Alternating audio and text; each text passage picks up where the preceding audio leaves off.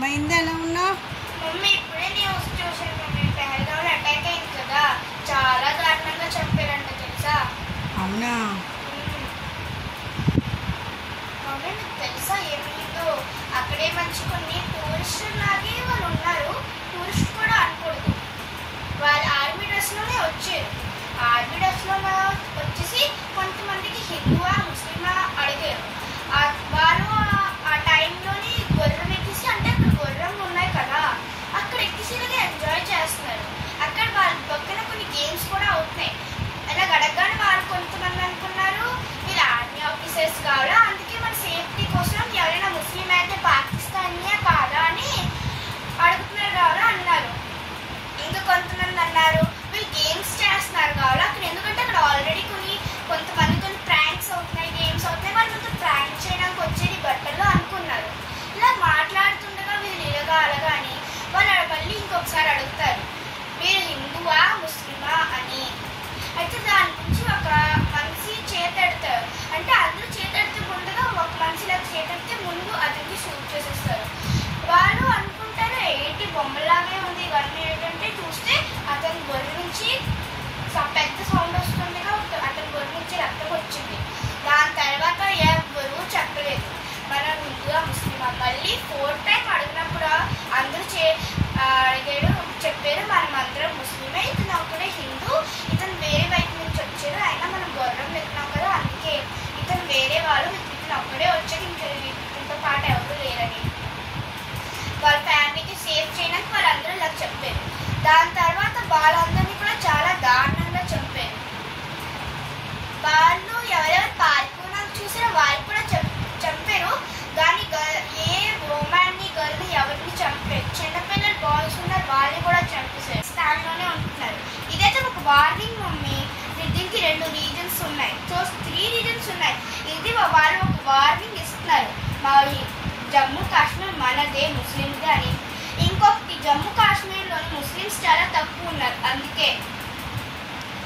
ఇంకొకటి ఏమంచి అంటే వార్నింగ్ అనుకో కానీ చాలా వేరేగా ఉంటుంది, చెప్పలేము దాన్ని, చాలా డిఫికల్ట్గా. అంటే హిందువా ముస్లిమా, హిందూ అయితే చంపేస్తారు కానీ ముస్లిం నువ్వు ఒక అబ్జర్వ్ చేసావా? 3rd రీజన్ ఏంటో అంటే జమ్మూ కాశ్మీరే కదా అది, అక్కడ ముస్లిం వాళ్ళు కూడా తెలంగాణకు వస్తాడు. ముస్లిం వాళ్ళని చంపకుండా జమ్మూ కాశ్మీర్లో ఉన్న హిందువులోనే చంపారు. ఎందుకంటే ముస్లింని ఎవరైనా చంపితే అతనంటే ఏంటి ముస్లిం వద్ది అంటే ముస్లిం ఉన్న జమ్మూ కాశ్మీర్లో ఎంత ముస్లిం ఉంటే చాలా 1% తక్కువ అయిపోతుందని అవన్నీ.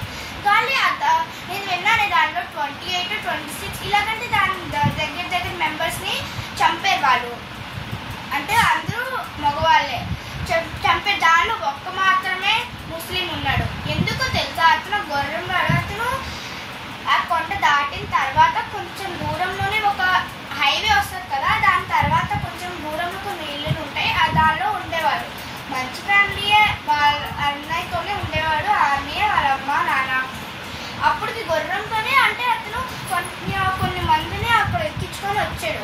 అతను వాళ్ళని చంపుతుండగా అంటే ముస్లిం అతనే ఎవరైతే ఫైరింగ్ చేస్తారో అతన్ని చెప్పాడు ఎందుకు ఇలా మీరు చేస్తున్నారు, ఏం చేశారు వాళ్ళు, అయినా ఆర్మీ డ్రెస్లో వచ్చి ఇలా చేస్తున్నారు, ఆర్మీ పరుగు పోతుంది, ఎవరు మీరు పాకిస్తానీయా ఏంటా అని అంటారు.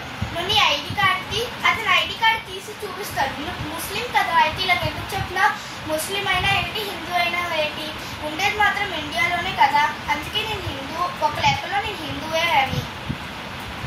అయితే అతని మంచి అతని గన్నుని అతని నుంచి తీసుకోవడానికి చూశారు. ఆ ముస్లిం వాడు మంచి అతను తీసుకుంటుందిగా అన్నారు, నేను ఇక్కడ ఉన్నప్పుడు ఒక లెక్క అయితే అతన్ని చంపేసేవారు. అంటే అతను అంటారు నేను ఒక లెక్కలో హిందూని, ఎందుకంటే నేను ఇండియాలోనే ఉంటాను అని.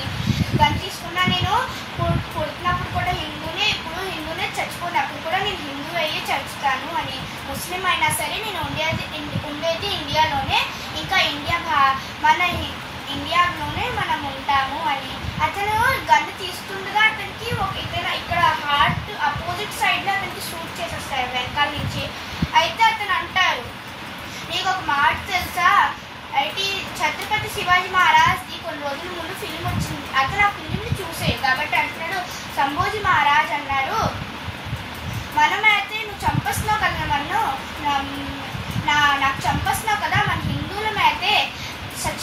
పాట పాడతాం మనం, చచ్చిపోయిన పాట పాడతాం మనం. నువ్వే మనకి చంపేస్తావని ఏంటి ధమకాయిస్తున్నావు, మనమే నేను చంపేస్తా. కానీ ఎప్పుడైతే నువ్వు చచ్చిపోతావో అప్పుడు అంతా పాకిస్తాన్ మంచి నమశివాయ అయిపోతుంది. అప్పుడు ఆ నమశివాయ అంటుందో 1 సెకండ్ తర్వాత అతని మంచి అంటే వెనకాల నుంచి ఎవరో షూట్ చేసి దాంట్లో ముందు నుంచి హార్ట్ సైడ్ లో షూట్ చేసి దాని తర్వాత అతను వాళ్ళు ఇంత కోపం వచ్చి చచ్చిపోయిన తర్వాత కూడా అతన్ని షూట్ చేస్తూనే ఉన్నారు, అంత కోపం వచ్చింది. సో మమ్మీ దీని గురించి నేను ఫోన్లో చూస్తుంటే నువ్వు అంటున్నావు ఫోన్ ఎందుకు చూస్తున్నా కానీ అంతే. మరి న్యూస్ చచ్చిపోయారు.